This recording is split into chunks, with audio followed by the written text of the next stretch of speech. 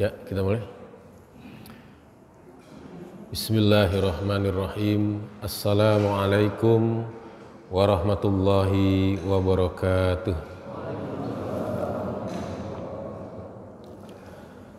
Alhamdulillahi wa kafa, wassalatu wassalamu ala sayyidina Muhammadinil Mustafa wa ala alihi wa sahbihi ahli sidqi wal wafa. Rabbi shrah li sadri wa yassir li amri wahlul 'uqdatam min lisani yafqahu qawli, amma ba'd. Para hadirin jamaah salat subuh Masjid Baitul Hakim yang insyaallah dimuliakan oleh Allah Subhanahu wa taala, tidak henti-hentinya kita mengucapkan syukur alhamdulillah hingga hari ini, di pagi hari ini ba'da subuh ini Allah masih memberikan berbagai nikmatnya pada kita sehingga kita bisa hadir di majelis yang mulia ini, yang Rasulullah menyatakan man salaka thoriqan yabtaghi fihi ilman sahalallahu lahu bihi thoriqan ilal jannah. Barang siapa menempuh jalan dalam rangka untuk menuntut ilmu, maka Allah akan mudahkan baginya jalan menuju surga. Mudah-mudahan kita semua yang hadir di sini, yang di masjid ini maupun yang berada di Zoom, yang melihat YouTube dan sebagainya dalam majelis pada ba'da subuh ini, semuanya dimudahkan jalan kita menuju ke surganya Allah Subhanahu wa taala. Amin ya rabbal alamin. Salawat teriring salam semoga senantiasa tercurah kepada junjungan kita, Nabi kita Nabi Muhammad sallallahu alaihi wasallam beserta keluarga, para sahabat dan juga para pengikutnya yang istiqomah ila yaumil qiyamah. Hadirin yang dimuliakan oleh Allah Subhanahu wa taala, pada kajian kita ba'da subuh ini kita akan melanjutkan kajian sirah nabawiyah, yaitu pada bagian membahas permulaan dakwah Nabi Sallallahu Alaihi Wasallam. Hadirin sekalian, sebelumnya kita mengetahui pada saat turun surat Al-Mudaththir, ya ayyuhal mudaththir qum fa'anzir, di situ ada perintah dari Allah Subhanahu wa taala, qum fa'anzir, bangun dan berilah peringatan. Jadi dari ayat inilah kemudian Rasulullah Sallallahu Alaihi Wasallam mendapatkan SK, mendapatkan perintah untuk dakwah. Nah, maka periode dakwah ini secara garis besar dalam kitab Ar-Rahiqul Makhtum dibagi dua, yaitu tahapan periode Mekah dan periode Madinah. Di Mekah Nabi berdakwah selama 13 tahun, kemudian di Madinah Nabi berdakwah selama 10 tahun. Di Mekah sendiri ada periode dakwah sembunyi-sembunyi, periode dakwah Siriah, dakwah sembunyi-sembunyi. Kemudian itu dilakukan selama 3 tahun, kemudian dilanjutkan dakwah secara terang-terangan selama kurang lebih dari tahun ke-3 sampai tahun ke-10. Setelah Isra Mi'raj lah kemudian ada periode yang di dalam kitab Sirah Nabawiyah Ibnu Hisham disebut Tolabun Nusrah, atau dalam kitab Ar-Rahiqul Makhtum itu disebut periode menyeru kabilah di luar Mekah. Nah, hadirin sekalian, kemudian pada saat memulai dakwahnya Rasulullah Sallallahu Alaihi Wasallam memulai dakwahnya dari keluarga beliau. Jadi dari keluarga beliau. Jadi sebelum kita juga sebagai umat Nabi, sebelum kita mendakwahi orang di luar rumah kita, yang di rumah kita dulu kita dakwahi. Karena khawatir ini jadi fitnah. Kita udah berkoar-koar di luar rumah, ternyata di rumah belum beres. Nah, gitu. Meskipun kemudian tidak menjadi hambatan kalau kemudian dakwah di rumah ini tidak berhasil, nah gitu. Misalkan mendakwahi anak, ya. Mungkin kan ada yang baru tobat, ya, anaknya udah keburu gede, ya. Jadi anaknya udah bangor, ya. Bapaknya tobat, ya, anaknya belum kelar badungnya, ya, gitu. Nah, jadi udah segala cara dilakukan tidak berhasil, ya terus saja, ya. Tetapi jangan kemudian karena belum berhasil dakwah di keluarga kemudian tidak berdakwah di luar, ya. Karena jangankan kita yang manusia biasa, para nabi sekalipun pada dasarnya, ya, pada saat berdakwah hidayah itu kembali dari Allah Subhanahu wa taala. Bagaimana Nabi Nuh, ya. Nabi Nuh itu tidak mampu menyampaikan hidayah kepada anaknya sendiri, ya.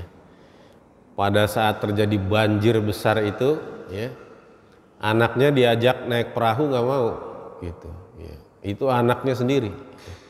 Bagaimana Nabi Lut tidak mampu menyampaikan hidayah kepada istrinya sendiri. Bahkan Nabi Muhammad SAW, ya, kalau udah perkara hidayah, ya, tidak sanggup menyampaikan hidayah kepada pamannya sendiri, seperti itu. Jadi kalau para nabi saja, ya, kalau udah urusan hidayah itu, ya, bahwasanya hidayah itu datang dari Allah Subhanahu wa taala, maka, ya, kita juga di keluarga kalau sudah berusaha sedemikian rupa belum berhasil, ya, kita terus dakwahi dan jangan kemudian menjadi hambatan, menjadi alasan tidak menyampaikan dakwah di luar rumah kita, seperti itu, ya. Nah, Rasulullah SAW mendakwahi dari keluarganya, ya, dari keluarganya dulu, ya.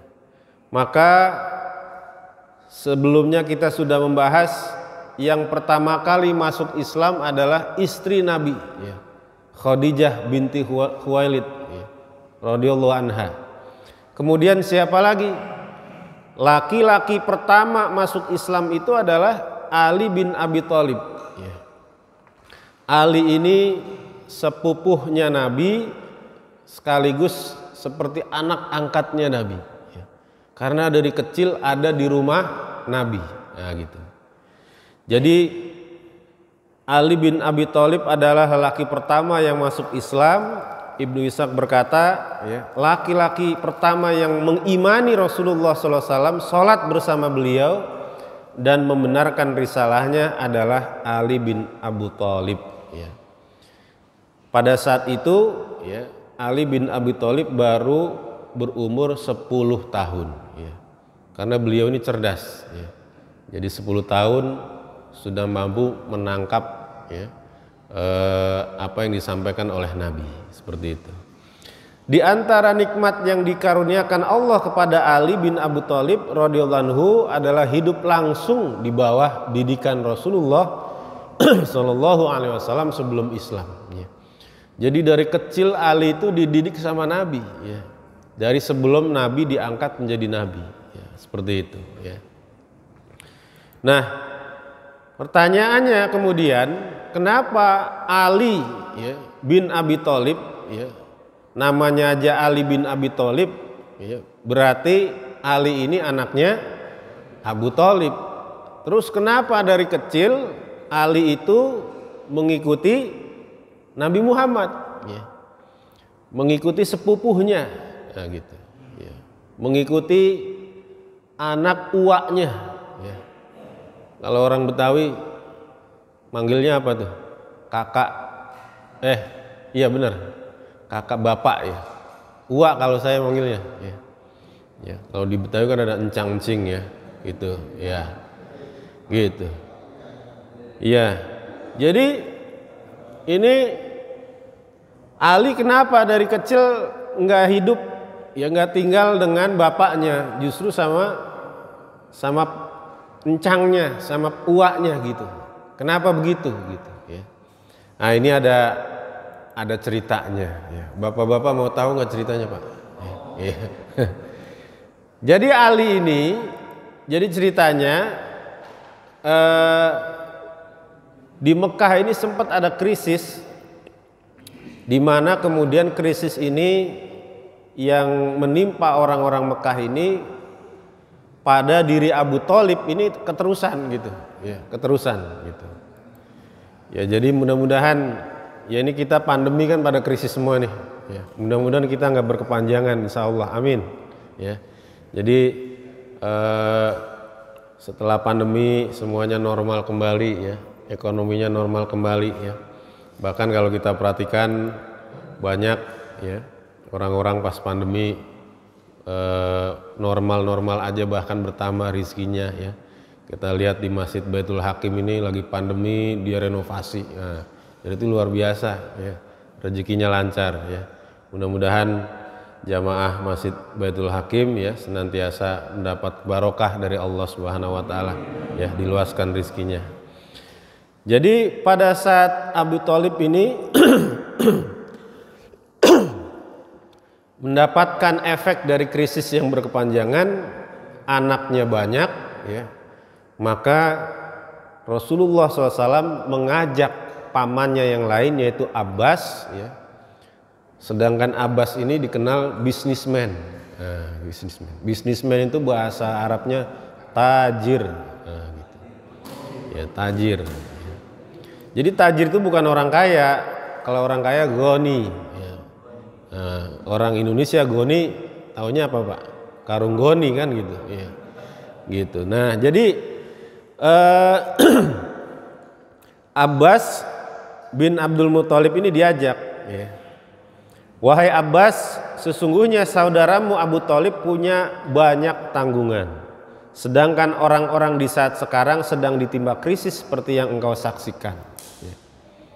Nah maka marilah kita pergi bersama-sama menemui Abu Thalib, lalu kita ringankan bebannya. Aku membesarkan satu orang anaknya dan kamu besarkan satu orang anak darinya. Nah gitu. Jadi kita minta 2 orang anaknya.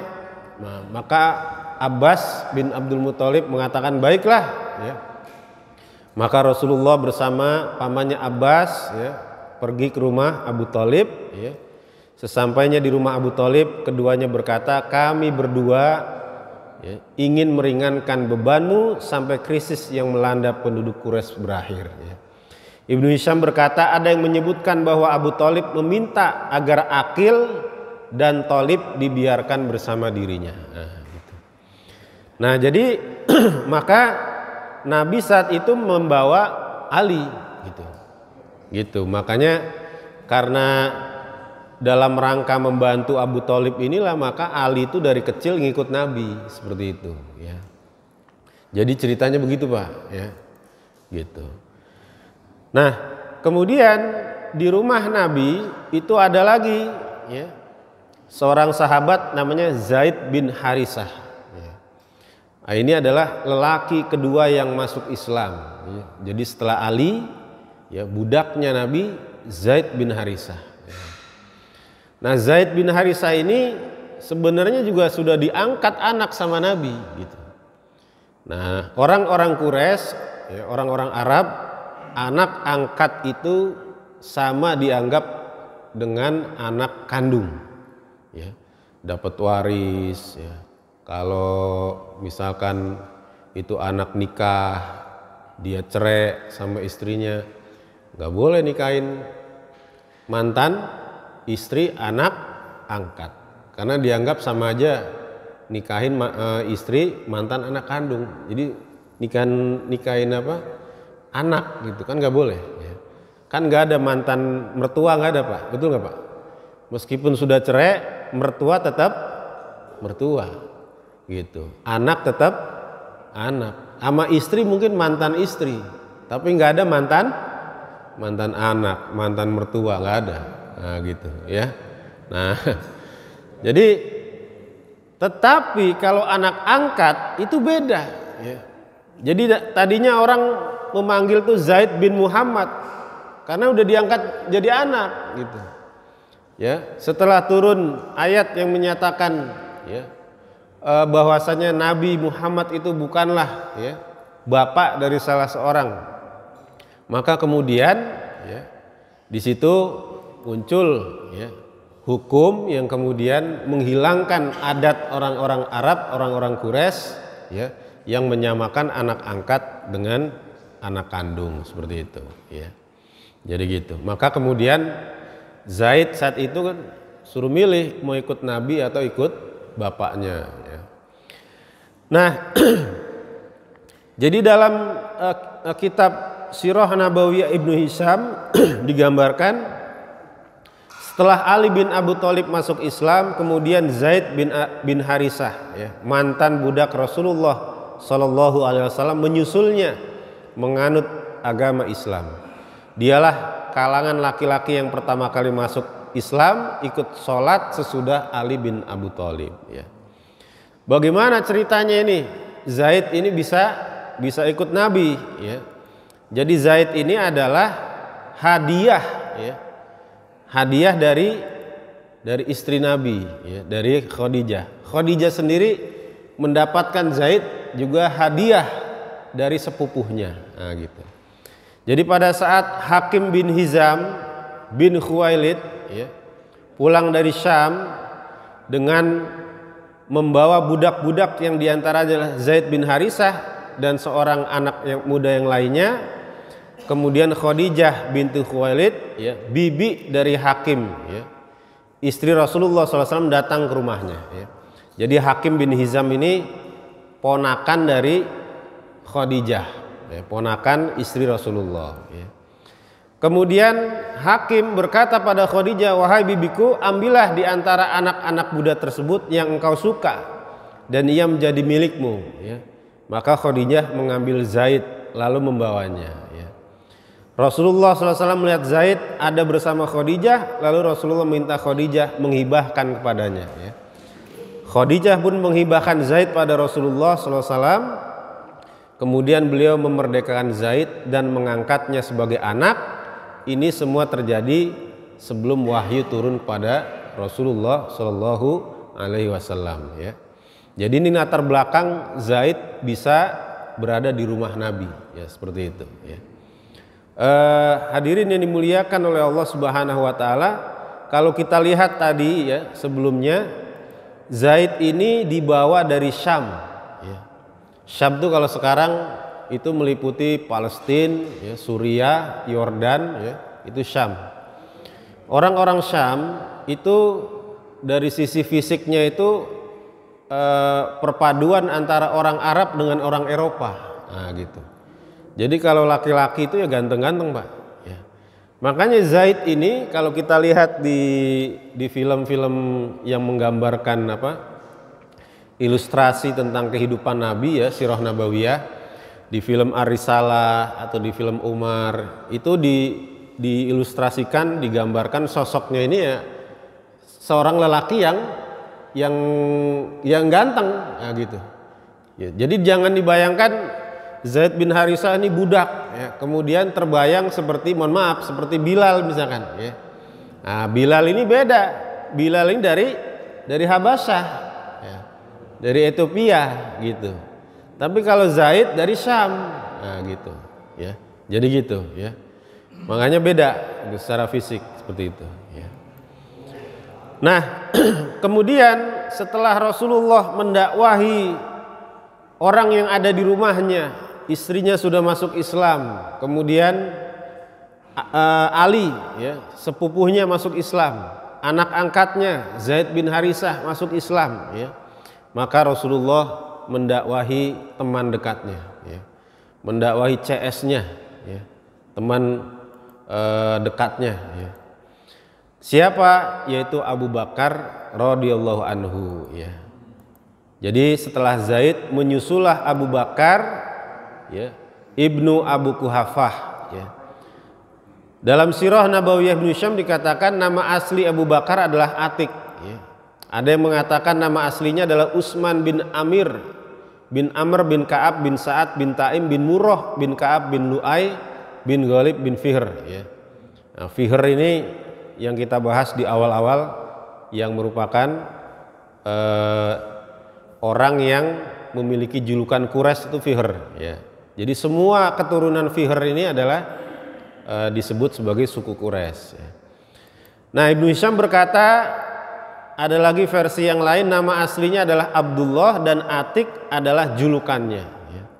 Kenapa disebut Atik ya? Karena wajahnya yang ganteng, rupawan, dan suka membebaskan budak. Nah, gitu ya. Maka disebut Atik ya. Ketika Abu Bakar masuk Islam, ia menampakkan keislamannya dan berdakwah untuk Allah dan Rasulnya ya. Nah, Abu Bakar ini juga sama, bisnismen ya, bisnismen ya. Jadi orang-orang yang dekat dengan Nabi ini yang awal-awal direkrut, didakwahi oleh Nabi, ini termasuk kalangan elit ya, di kalangan Quraisy. Nah, apalagi Abu Bakar ini orangnya itu humble, supel gitu ya. Jadi kalau ada orang kaya humble, supel itu orang seneng, ya nggak Pak? Ya, gitu. Oh itu mobil pakai aja, gitu ya. Mobil pakai aja, ya gitu misalkan ya. Iya, iya. Rumah saya pakai aja, kalau mau ngaji di rumah silakan, nah gitu ya. Jadi gitu. Ya. Nah, Abu Bakar tuh seperti itu ya. Jadi dihormati kaumnya, dicintai dan mudah bergaul dengan siapa saja. Dia orang Quraisy yang paling ahli tentang nasab Quraisy, paling tahu kondisi dan situasi Quraisy, paling tahu banyak kebaikan dan keburukan orang-orang Quraisy. Ya. Sebagai seorang pebisnis yang berakhlak dan dikenal luas, ya. Gambaran Abu Bakar seperti itu. Maka tokoh-tokoh kaumnya sering mendatanginya dan mengadukan beragam masalah karena ilmunya, perniagaannya dan respon positifnya.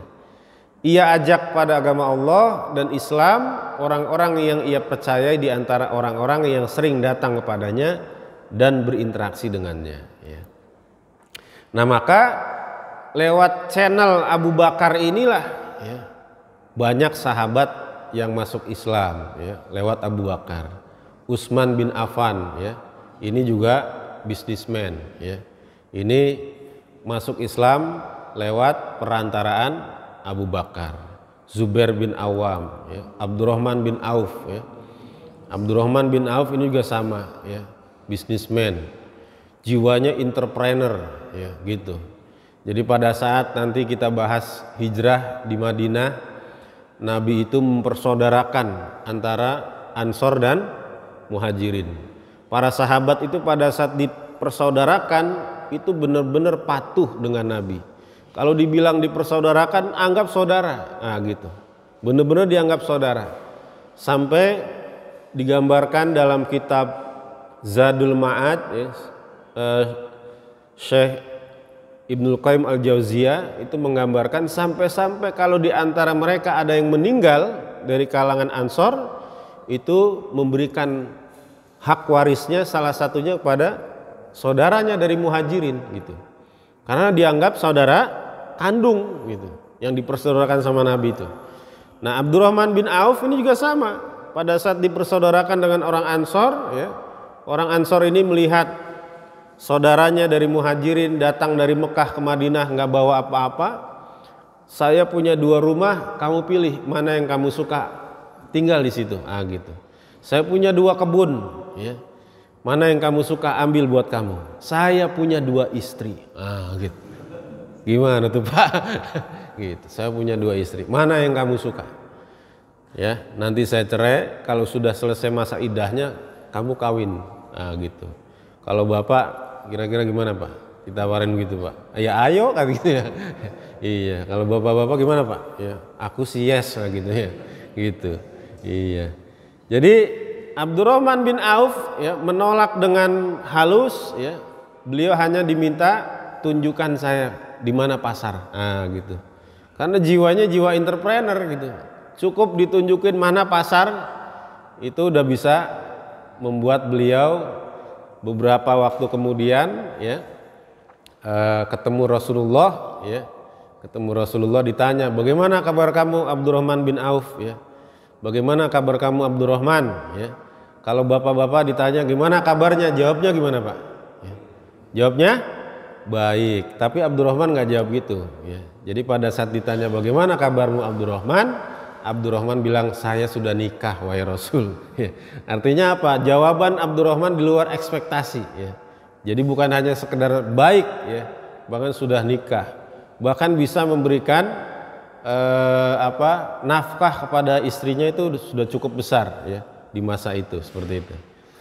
Ya, ini Abdurrahman bin Auf masuk Islam lewat Abu Bakar As-Siddiq. Ya.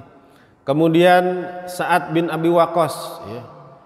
Sa'ad bin Abi Waqqas ini juga sahabat yang punya karomah. Ya. Karena didoakan Nabi, kalau dia berdoa akan dikabulkan oleh Allah.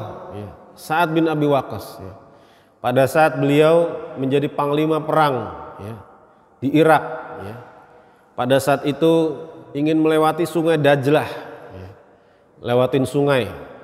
Jangan bayangin sungai di Irak itu kayak sungai di Jakarta, ya. Di Jakarta tuh kali sebenarnya, ya. Lebih pasnya ya, gitu. Kecil, ya. Ya kalau sungai di Irak sama dengan kita ya di daerah-daerah, ya. Lebar, ya, arusnya deras, ya. Saat itu, ya, harus melewati sungai, musuh ada di seberang, ya. Musuh ada di seberang, ya. Saat itu kemudian disitulah Sa'ad bin Abi Waqqas dengan pasukannya, ya, mendapatkan karomah. Beliau berdoa, itu beliau bersama pasukannya melewati sungai Dajlah itu tanpa lewat jembatan, ya. Ya pasti pasukan musuh udah memutuskan jembatan kan, gitu. Jadi beliau lewat dengan kudanya jalan di atas sungai. Gimana nggak gemeter Pak yang di seberang sono? Ini yang kita hadapin bukan orang. Nah gitu. Iya kan? Gitu. Jadi digambarkan dalam satu buku tentang sirah sahabat, bahkan diantara pasukan itu ada yang jatuh wadah makannya jatuh ke sungai. Kemudian bisa diambil lagi, ya. Jadi bagaimana karomah yang didapatkan oleh Sa'ad bin Abi Waqqas, nah, seperti itu. Jadi ini orang-orang yang awal-awal masuk Islam nih orang-orang top, ya. Tolhah bin Ubaidillah, ya. Ini orang yang melindungi Nabi pada saat perang Uhud, ya. Menjadi tamengnya Nabi pada saat perang Uhud. 10 jarinya putus. 10 jarinya putus, ya.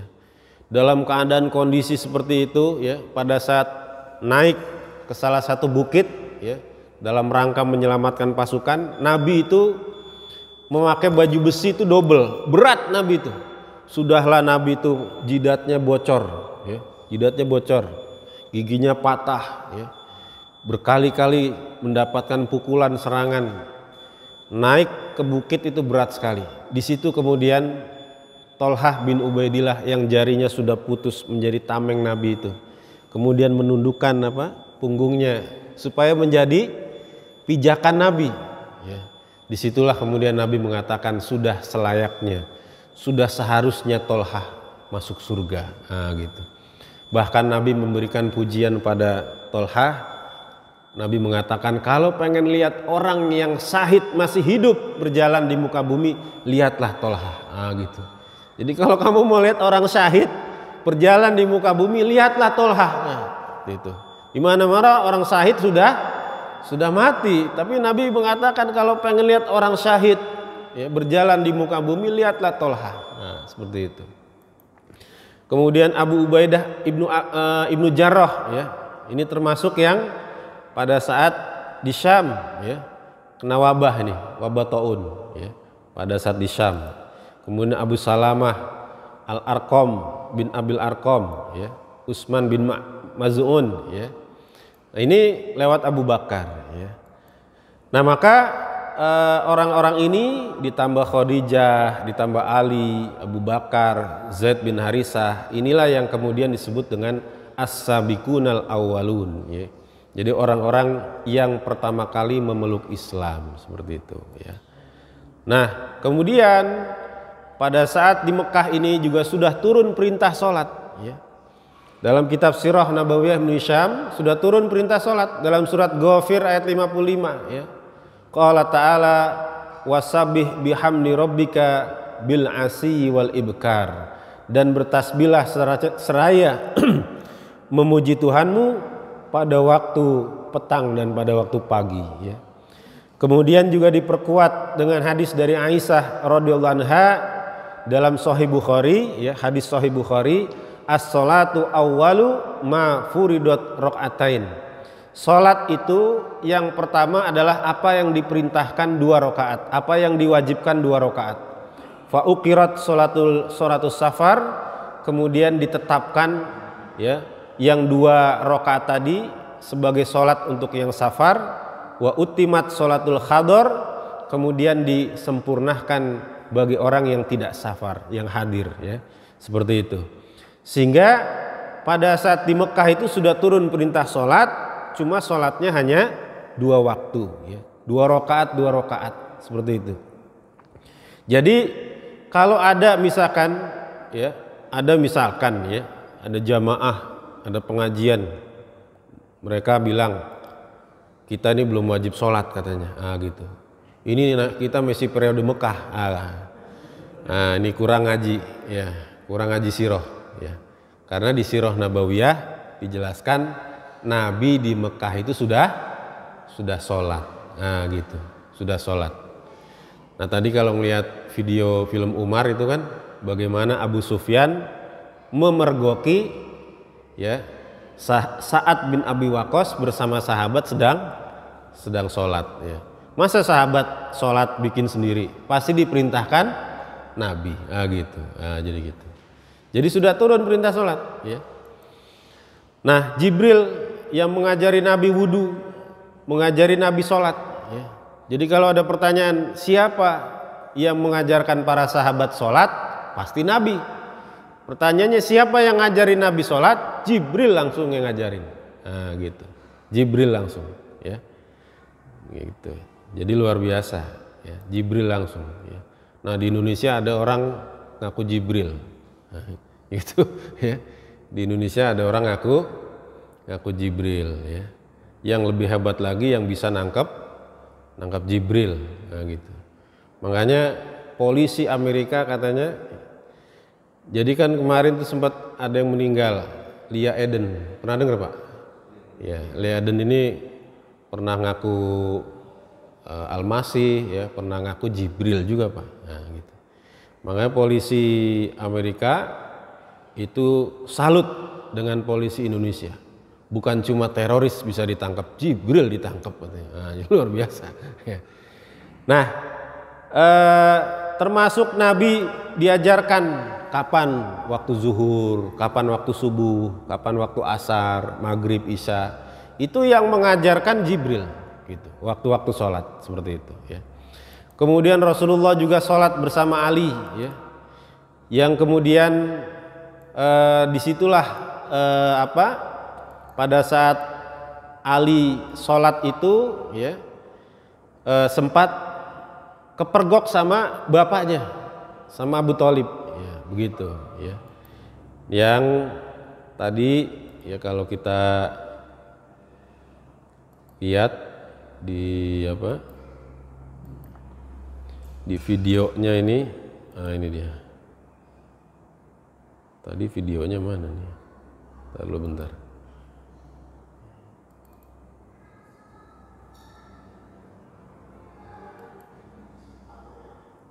Ini Abu Bakar pada saat oh nggak nongol ya, bentar dulu sebentar. Berarti ini di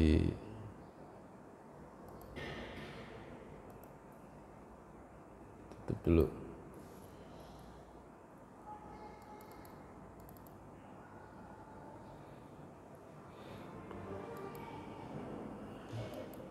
Ini cerita Abu Bakar mengajak Utsman bin Affan. Ya.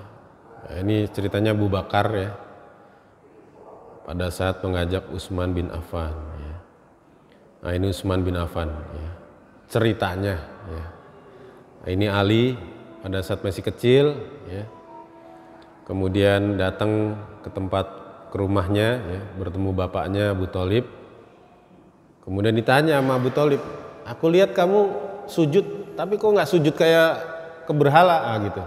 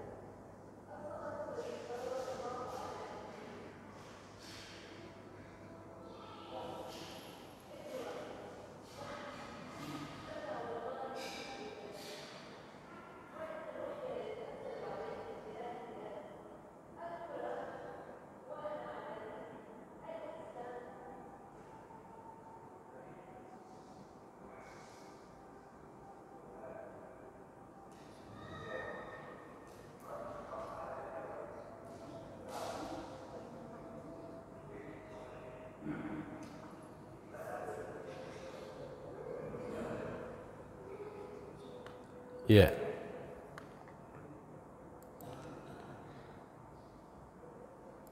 Kita ngaji sampai jam 6 ya Pak? Ya, benar ya? Ya. Baik, ya, surup jam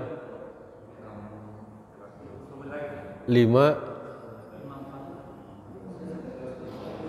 Oh iya. Ya mungkin dari para jamaah sekalian ada yang mungkin mau ditanyakan dari apa yang kita bahas pada pagi hari ini, ya. Intinya pada saat Abu Thalib itu menanyakan kepada anaknya Ali, ya, Abu Thalib berkata pada Ali, ya, jika Muhammad menyerumu pada kebaikan maka ikutilah dia, ya. Jadi Abu Thalib tidak melarang, tidak menghalangi, ya. Kenapa bisa begitu? Bisa jadi karena Abu Thalib sudah punya pengalaman sebelumnya, ya. Kalau pernah mengikuti kajian sebelumnya, pada saat Abu Thalib bertemu dengan pendeta Buhairah, ya. Bagaimana Buhairah mengingatkan, ponakanmu ini calon nabi, gitu.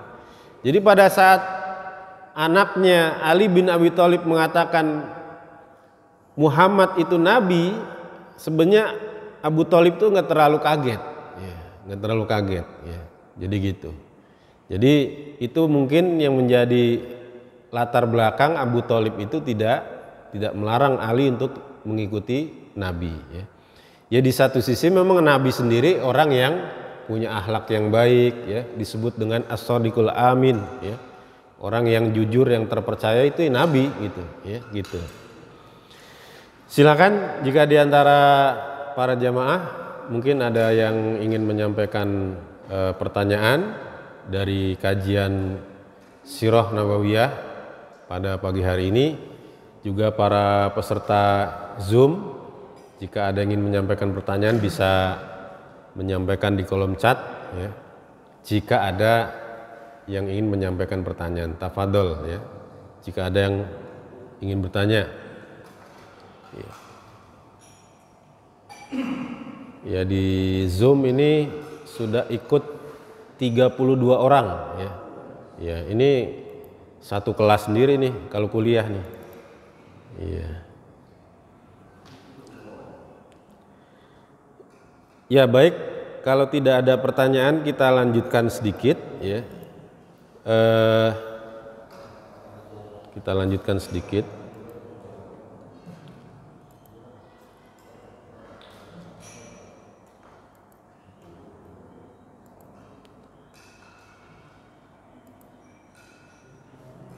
Nah, Nabi SAW berdakwah sembunyi-sembunyi itu 3 tahun, ya. Dalam tempo waktu itu terbentuklah suatu jamaah mukminin yang dibangun di atas pondasi ukhuwah dan ta'awun, ya. Pondasi persaudaraan dan ta'awun, saling tolong menolong, serta penyampaian risalah dan proses reposisinya. Kemudian turunlah wahyu yang membebankan Rasulullah Shallallahu Alaihi Wasallam agar menyampaikan dakwah pada kaumnya secara terang-terangan, menentang kebatilan mereka serta menyerang berhala mereka. Ya. Nah, ayat itu adalah di dalam surat Asy-Syu'ara, ya, ayat 214, wa angzir ashiratakal aqrabin, ya. Dan berilah peringatan pada kerabat-kerabatmu yang terdekat, ya, seperti itu, ya. Maka dakwah kepada kerabat ini yang pertama dilakukan Nabi adalah mengundang makan. Nah, gitu. Kedua, mengumpulkan di Bukit Sofa, ya, yang menjadi background atau asbabun nuzul turunnya surat Al-Lahab, ya. Jadi yang dilakukan Nabi pertama kali ngundang makan. Jadi uslub atau cara mengundang makan ini ternyata sudah ada sejak zaman Nabi, ya. Gitu. Jadi kalau mau mendakwahi orang yang paling gampang, ya, ternyata bukan di masjid, ya, di restoran, ya, gitu, atau diajak makan di rumah, gitu. Saya sendiri secara pribadi, ya, pernah juga kita bikin acara pengajian gitu, acaranya di rumah makan sederhana, nah, gitu. Jadi sederhana tapi bayarnya tidak sederhana, Pak, ya, gitu. Itu ternyata ngundang pengajian di masjid sama ngundang pengajian di rumah makan lebih banyak di rumah makan yang datang, nah, gitu, gitu, ya. Ya, apalagi udah jelas dapat makan siang itu, gitu. Emang beda itu, gitu, ya, gitu, ya. Jadi setelah menerima perintah dalam ayat tersebut, Rasulullah Shallallahu Alaihi Wasallam mengundang keluarga terdekatnya Bani Hashim. Mereka datang memenuhi undangan itu disertai orang-orang dari Bani Al-Muthalib bin Abdi Manaf, ya. Mereka semua berjumlah 45 orang laki-laki. Nah, bayangin, Pak. Ini aja segini belum ada 45 nih. Biayanya berapa Al-Hakim nih? Ngadain kajian subuh, ya kan? Apalagi ini Nabi. Berarti kan pertama Nabi rumahnya gede, bener nggak, Pak? Iya, 45 orang muat. Kedua Nabi kaya, ya, ngajak makan 45 orang. Ya. Jadi jangan dibayangin Nabi itu miskin. Ya. Nabi itu basicnya kaya. Ya. Sebelumnya kita udah pernah bahas, ya, bagaimana Nabi maharnya kepada Khadijah itu berapa ekor onta, ya. Kalau kita ukur-ukur kurang lebih 800 juta sekarang, gitu, ya. Jadi orang kaya beliau, ya. Karena beliau ini bangsawan Quraisy, gitu, ya. Kemudian menikah dengan Khadijah, pebisnis, nambah kaya, gitu, ya. Nambah kaya. Maka cara yang digunakan Nabi, ya, ngundang makan, gitu, ngundang makan, ya. Pada saat ngundang makan yang pertama ini Abu Lahab banyak ngomong, gitu, ya, namanya orang tua ngomong, ya. Dan Abu Lahab ini besannya Nabi, rumahnya nempel sama Nabi, ya. Besannya Nabi, ya. Dan nggak nanggung-nanggung, 2 putri Nabi nikah sama anaknya Abu Lahab, gitu. Jadi besanan 2, gitu. Rumahnya nempel, ya. Tapi pada saat Nabi itu diangkat jadi Nabi, bencinya ampun-ampunan, gitu. Sebelum diangkat jadi Nabi, cintanya luar biasa. Bahkan Nabi lahir itu begitu girangnya Abu Lahab itu, gitu. Jadi gitu. Tapi pada saat Nabi itu menunjukkan kenabiannya, ya, mengajak hanya menyembah Allah saja, ya. Kemudian turun ayat-ayat yang menyerang berhala-berhala itu, ya, bencinya ampun-ampunan sama Nabi, ya, gitu. Sampai istri-istri dari anaknya, ya, itu disuruh dicerain, ya. Gimana nggak? Coba kalau bapak punya anak dicerain gitu kan, pasti sebagai seorang ayah kan, gimana hatinya itu, ya. Jadi seperti itu, ya. Nah itu pas diajak makan pertama itu banyak ngomong, Abu Lahab. Nah di situ Nabi tidak berbicara, nah, gitu. Karena ini ada orang tua ngomong lu kagak kelar-kelar gitu ya. Terus gimana dong? Diundang lagi, ya, diundang lagi. Ya. Berarti Nabi emang lumayan tajir gitu ya, gitu. Barulah pada saat yang kedua kalinya Nabi bicara. Alhamdulillah, aku memujinya, ya, meminta pertolongan, beriman serta bertawakal padanya. Aku bersaksi bahwa tiada Tuhan melainkan Allah semata yang tiada sekutu baginya. Selanjutnya beliau berkata, sesungguhnya seorang pemimpin tidak mungkin membohongi keluarganya sendiri. Ini kata kuncinya di sini. Ya. Seorang pemimpin tidak mungkin membohongi keluarganya sendiri. Ya. Ini kenapa nih? Nggak connect ininya apa? Apa tuh? Zoomnya. Nah kemudian Nabi mengatakan, demi Allah yang tiada Tuhan selainnya, sesungguhnya aku adalah Rasulullah. Di situ Nabi pertama kali proklamirkan dirinya di hadapan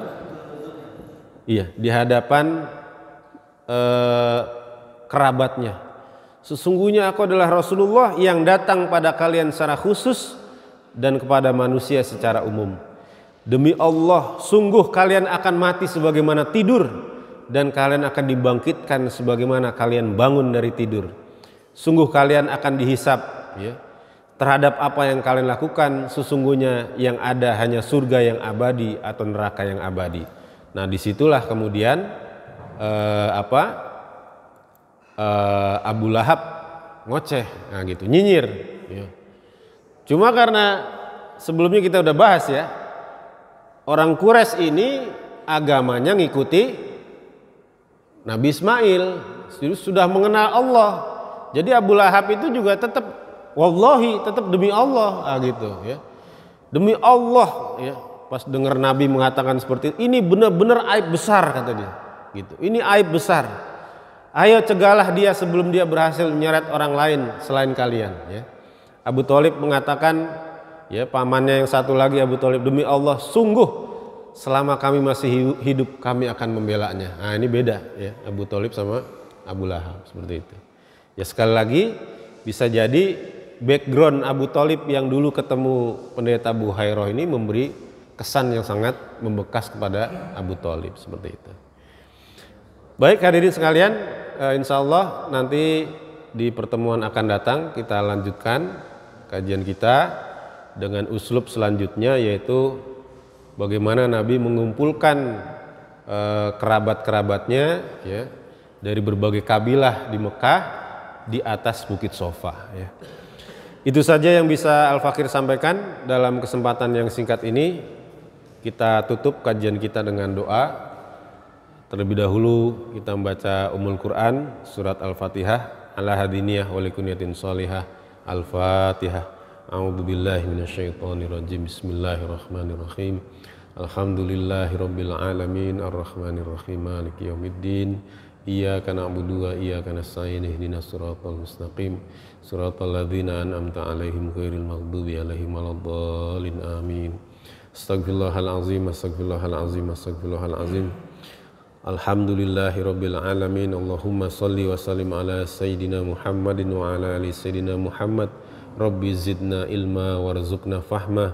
Allahumma arinal haqqa haqqa warzuqna tiba'ah wa arinal batila batila warzuqna istinabah.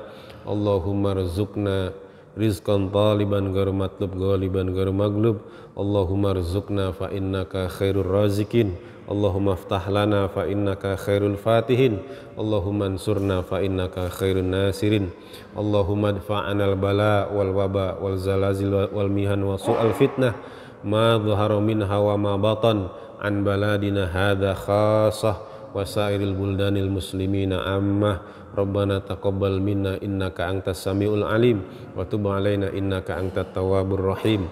Rabbana atina fid dunya hasanah wa fil akhirati hasanah wa qina adzabannar. Subhana rabbika rabbil izzati amma yasifun Wassalamun ala mursalin walhamdulillahi rabbil alamin. Wal afu minkum wallahul muwafiq ila aqwamit thoriq. Wassalamualaikum warahmatullahi wabarakatuh.